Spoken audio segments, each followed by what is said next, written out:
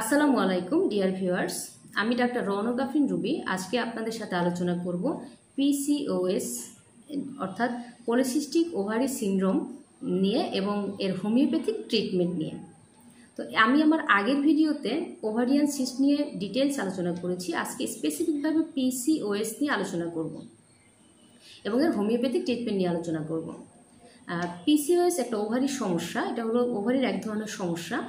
তো আমরা জানি যে মহিলাদের রিপ্রোডাক্টিভ অর্গানগুলোর মধ্যে ওভারি অন্যতম একটি গুরুত্বপূর্ণ অর্গান। মহিলাদের সাধারণত দুটি ওভারি থাকে, লেফট ওভারি এবং রাইট ওভারি। তো পিসিওএস হলো একটা হরমোনাল ডিসঅর্ডার যা সাধারণত রিপ্রোডাক্টিভ এইজে হয়ে থাকে, সাধারণত 14 থেকে 44 বা 45 বছরের মধ্যে হয়ে থাকে। তো পিসিওএসের প্রধান তিনটি বৈশিষ্ট্য আছে। প্রথম বৈশিষ্ট্য হলো ইরেগুলার মিনিস্ট্রেশন। নাম্বার 2 হলো ওভারিতে সিস্ট হবে, অনেকগুলো সিস্ট হবে, ছোট ছোট অনেকগুলো সিস্ট হবে, এজন্য এটাকে বলা হয় পলিসিস্টিক ওভারি। নাম্বার 3 হলো অ্যান্ড্রোজেন হরমোন, যেটা মেল সেক্স হরমোন, এটা অতিমাত্রায় বৃদ্ধি পাবে। যেটা সামান্য পরিমাণে থাকার কথা মহিলাদের, সেটা অতিমাত্রায় বৃদ্ধি পাবে। এখন আমরা আসি এর মূল লক্ষণগুলো নিয়ে, প্রধান লক্ষণগুলো নিয়ে আলোচনা করব। তো প্রথম লক্ষণটি হলো যে ইরেগুলার মিনিস্ট্রেশন, অনেকদিন পরপর মিনিস্ট্রেশন হবে। একবার হয়ে দেখা যায় যে 5 মাস 6 মাস বন্ধ থাকবে, 2 মাস 4 মাস বন্ধ থাকবে, পরে আবার হবে। আবার মিনিস্ট্রেশনটা যখন হবে, মিনিস্ট্রাল ব্লিডিংটা খুব বেশি হতে পারে, আবার খুব অল্প হতে পারে, প্রফিউজ হতে পারে, স্ক্যান্টি হতে পারে। নাম্বার 2 হলো যে মুখে বা শরীরের বিভিন্ন জায়গায় ব্রণ হতে পারে, অবাঞ্ছিত লোম হতে পারে, মুখে বুকে পিঠে অবাঞ্ছিত লোম হতে পারে। তারপর শরীরের স্কিনটা, মুখের স্কিনটা তৈলাক্ত হয়ে যেতে পারে। এছাড়া চুল পাতলা হয়ে যেতে পারে, চুল পড়ে যেতে পারে, অথবা এমনকি টাকও হয়ে যেতে পারে। ইনফার্টিলিটি হতে পারে, ইনফার্টিলিটি বা বন্ধ্যাত্ব দেখা দিতে পারে।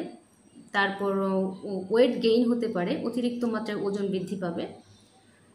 এছাড়া শরীর বা বগলে বা ঘাড়ে বিভিন্ন জায়গায় ছোট ছোট আঁচিল বা স্কিন ট্যাগ হতে পারে।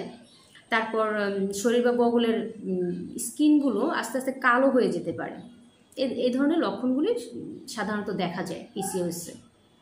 এবার আসি আমরা এর হোমিওপ্যাথিক ট্রিটমেন্ট নিয়ে। হোমিওপ্যাথিতে সিমটোমেটিক্যালি ট্রিটমেন্ট করা হয়। ফিজিক্যাল এবং মেন্টাল সিমটম বেসিস একটা পেশেন্টকে মেডিসিন দেওয়া হয়। তো পিসিওএসে কাজ করে এমন গুরুত্বপূর্ণ কমনলি যে মেডিসিনগুলো বেশি ইউজ করা হয়, সেই ওষুধগুলোর গুরুত্বপূর্ণ লক্ষণ নিয়ে আমি এখন আলোচনা করব। প্রথমে আসি আমরা লাইকোপোডিয়াম মেডিসিনটা নিয়ে।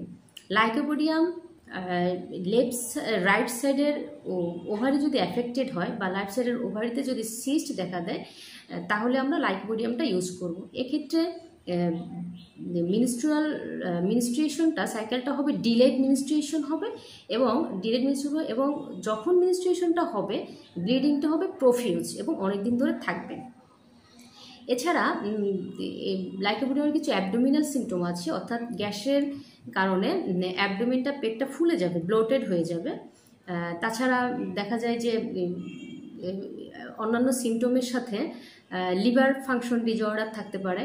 এছাড়া লাইকোপোডিয়ামের মধ্যে অন্যতম আরেকটা সিমটম হলো যে ভ্যাজানাল ড্রাইনেস, যোনিপথে ড্রাইনেস এবং বার্নিং থাকতে পারে। ঠিক আছে। তারপরে লাইকোপোডিয়ামের লক্ষণগুলো সাধারণত বিকেল 4টা থেকে 8টা, সন্ধ্যা 8টা পর্যন্ত বৃদ্ধি পায়, এর ভেতরে বৃদ্ধি পায়। নাম্বার 2 আসি আমরা ল্যাকিসিস মেডিসিনটা নিয়ে। ল্যাকিসিস সাধারণত লেফট সাইডের ওভারি যদি অ্যাফেক্টেড হয় এবং সোর কাটিং টাইপের পেইন হয়, ওভারিতে ইনফ্লামেশন হয় এবং ওভারি যদি বড় হয়ে যায়, তাহলে আমরা ল্যাকিসিস মেডিসিনটা ব্যবহার করতে পারি। এছাড়া ল্যাকিসিসে যে মিনিস্ট্রেশনটা হয়, এটা হয় খুবই স্ক্যান্টি, ব্লিডিং হবে খুবই সামান্য পরিমাণে। এছাড়া ল্যাকিসিসের পেশেন্ট সাধারণত খুব সেন্সিটিভ পেশেন্ট হয় এবং টাইট ক্লোথস, কাপড় চোপড় পরতে পারে না, সেন্সিটিভ হয়, গলায় চেন পরতে পারে না। ল্যাকিসিস পেশেন্ট খুব টকেটিভ হয়। এ ধরনের লক্ষণ পেলে আমরা ল্যাকিসিস মেডিসিনটা ইউজ করব। তারপর মেডিসিন আসি আমরা থুজাতে। থুজা লেফট সাইডের ওভারিতে খুব ভালো কাজ করে। লেফট সাইডে ওভারি যদি বড় হয়ে যায়, এনলার্জ হয়ে যায়, সলেন হয়ে যায় এবং কাটিং পেইন থাকে, সিভিয়ার পেইন থাকবে এবং সিস্ট যদি লেফট সাইডে হয় তাহলে আমরা থুজা ব্যবহার করব। এবং থুজার আরও একটা অন্যতম লক্ষণ হলো থুজার পেশেন্ট সবসময় মনে করবে তার পেটের ভিতরে কিছু একটা নড়ছে। হ্যাঁ, এ ধরনের লক্ষণ দেখা দিলে আমরা থুজা প্রেসক্রাইব করতে পারি। এছাড়া থুজায় যে আমি পিসিওসের আরেকটা লক্ষণের কথা বলেছিলাম যে শরীরে বিভিন্ন জায়গায় স্কিন ট্যাগ থাকবে বা আঁচিল থাকবে। এ ধরনের যদি আঁচিল থাকে অথবা জেনিটেলিয়াতেও যদি আঁচিল থাকে বা শরীরের বিভিন্ন জায়গায় যদি ছোটো ছোটো আঁচিল থাকে আমরা থুজা প্রেসক্রাইব করতে পারি। তারপর মেডিসিন আসি আমরা ওফোরিনাম মেডিসিনটা নিয়ে। ওফোরিনাম লেফট সাইড হোক, আইদার লেফট সাইড অথবা রাইট সাইড, যে সাইডেই সিস্ট থাকুক না কেন, এবার সিঙ্গেল সিস্ট থাকুক অথবা পলিসিস্ট থাকুক, পিসিওএস থাকুক, যে কোনো সিস্টেই আমরা ওফোরিনাম মেডিসিনটা ব্যবহার করতে পারি। ওভারি অ্যানলার্জ হয়ে যাওয়া, তারপরে ওভারির ইনফ্লামেশন, সব কিছুতে আমরা ওফোরিনাম মেডিসিনটা ব্যবহার করতে পারি।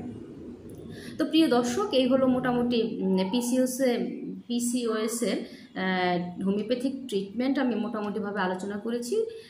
তো আজকে তাহলে এই পর্যন্তই। যদি ভিডিওটি ভালো লেগে থাকে তাহলে অবশ্যই লাইক করবেন, শেয়ার করবেন। পরবর্তীতে আবার দেখা হবে নতুন কোনো ভিডিও নিয়ে। সে পর্যন্ত ভালো থাকবেন, সুস্থ থাকবেন। আল্লাহ হাফিজ।